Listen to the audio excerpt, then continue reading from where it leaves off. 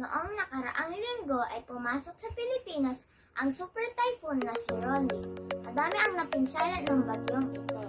Kasama na ang pagbaha sa mga lugar na dinaanan niya. Narito ang mga simpleng paraan upang makatulong sa inyong kalikasan at maiwasan ang mga di magandang epekto ng bagyo at baha.